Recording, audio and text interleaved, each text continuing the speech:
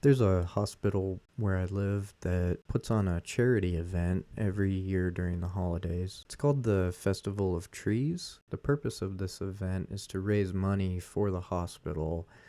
They do all kinds of work for children with cancer and disabilities, and they are just a fantastic place that help tons of people.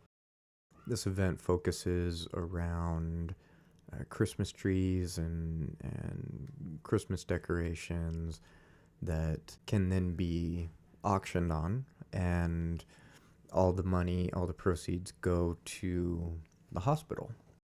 My family attends this pretty much every year. It's a really cool event. People decorate Christmas trees of all sizes, and there's different themes of each one. It's unbelievable, some of the decorations and creativity that comes with each individual tree. It's amazing to see all of this in one location.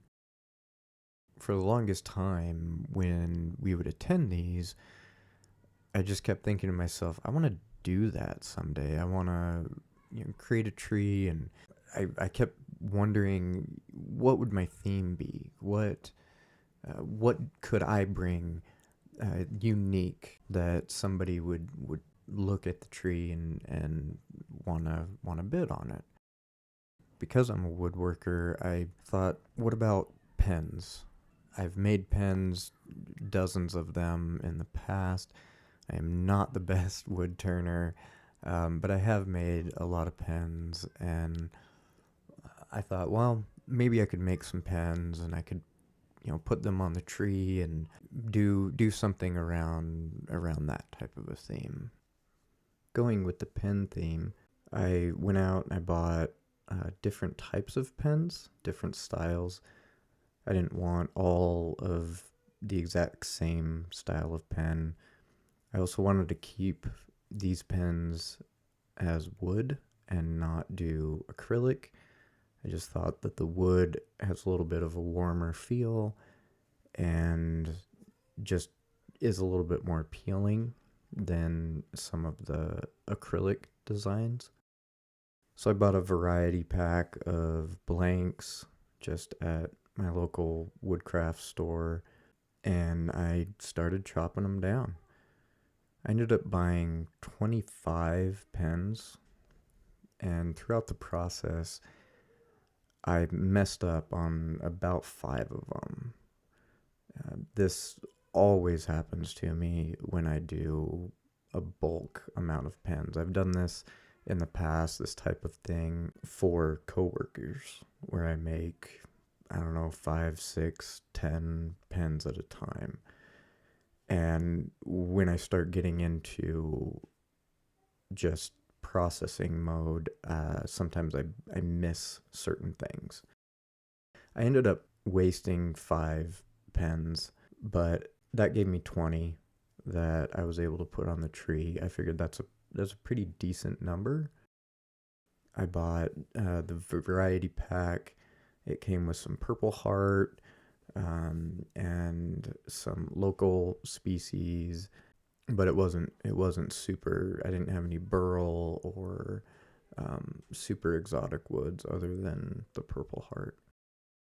I'm not really going to talk about breaking all this down and creating the pens. If you've ever watched a pen making video, it's kind of all the same. I just had to do this process over and over and over and over again. One thing I did do was I kind of grouped all of the steps together. So cutting the blanks to sizes, I cut all of those to size at the same time, and then I drilled all the holes at the same time, and then I glued them all at the same time. And so I did all 20 in a group instead of doing one pen start to finish all the way. The event had all kinds of rules and restrictions about what types of trees you can bring in and how to decorate them, how to apply the decorations and just the safety aspects of it. I had no idea how intense that side of it was going to be. That kind of surprised me, but as I started reading through all of the requirements, it made sense. Because the event didn't just focus on trees, they had all kinds of other decorations, gingerbread houses and wreaths and all kinds of different things. They actually had two different sections or options of Christmas trees.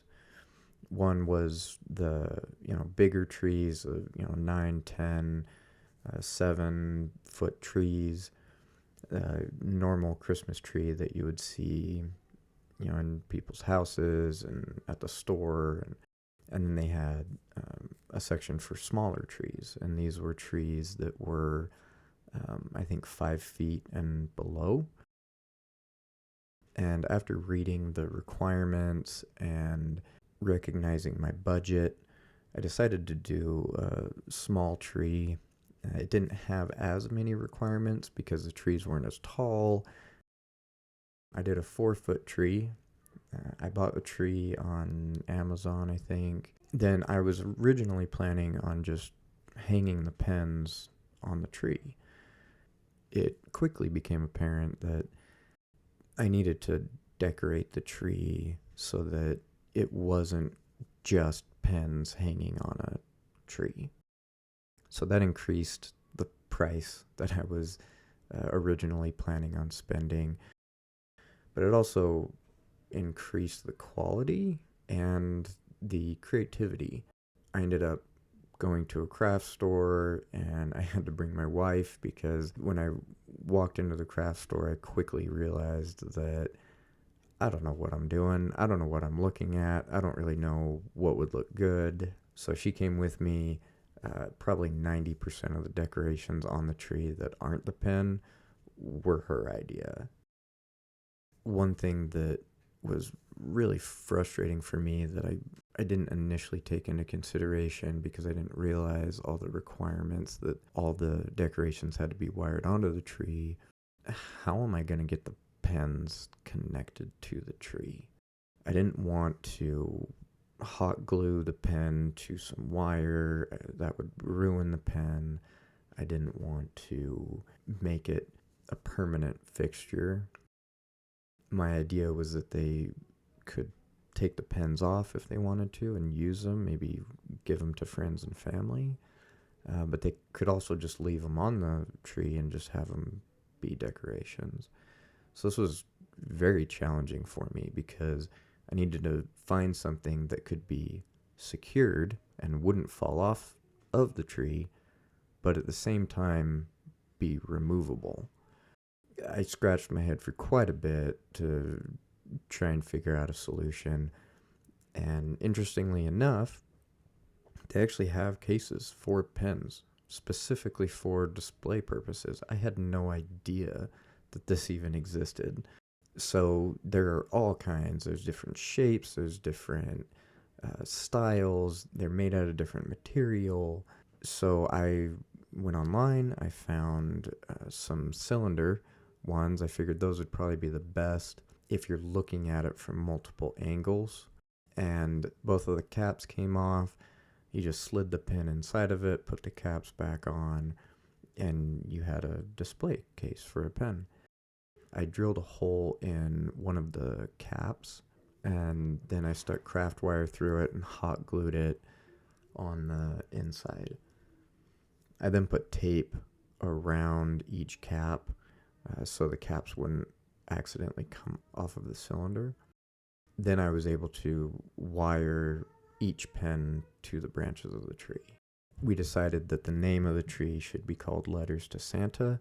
With the pens, I thought that was kind of clever. I probably could have come up with a better name. But with Letters to Santa, I thought, well, it needs to display that, it needs to bring that idea across. If they were to take the pens off of the tree, you lose pretty much all of that thought.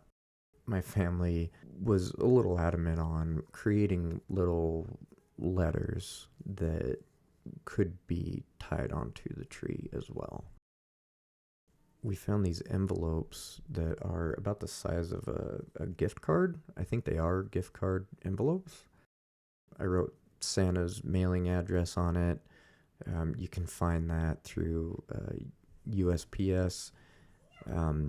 There's a whole story around that that's pretty cool. I encourage you to go look at that. My family also wrote little letters and stuck them inside of the envelopes. We had some fun doing that. We drew a bunch of pictures, and it was a nice family event to just kind of put that in there. That added another layer of decoration to the tree, and it really kind of brought home the letters to Santa idea. I was trying to think of a good topper for the tree, so I found a Santa hat, and I thought, well, what if I just stick this on the top? I liked it, however, it doesn't hold its shape, and I had no idea how I would actually permanently attach that to the tree. And so I created this structure out of cardboard and just gave it some shape so that it stayed round at the base, and the top of the hat kind of folded the way that I wanted it to. And then I put some wire in there as well. I just taped it in there around the cardboard, and then I was able to wire that part to the branches of the tree. This again helped with kind of bringing home the whole letters to Santa idea. The whole process of this was encouraging and fulfilling. I didn't realize how attached I got to this tree. I had put probably, 40 hours of wood turning and being in the shop into this thing, and then probably another 10 or 15 hours into decorating it, finding all the materials, making sure it's secure. And so I was into this tree quite a bit of my time, and it was a little bit of a bittersweet moment walking away from it in the expo hall and letting it sit there and be ready to bid on. I did end up going to opening night of the event. By the end of the bidding, I was pleasantly surprised that somebody had bid on the tree. It did go for $525, which is more than what I put into it. That made the whole process worth it, knowing that all that money could go towards the hospital to support children and families in need. I would really like to know what you think about the tree. What kind of decorations should I have done? What didn't you like? Should I do this again in the future? I hope you guys enjoyed watching this, and I hope everybody has a fantastic holiday, and I will see you guys again next time.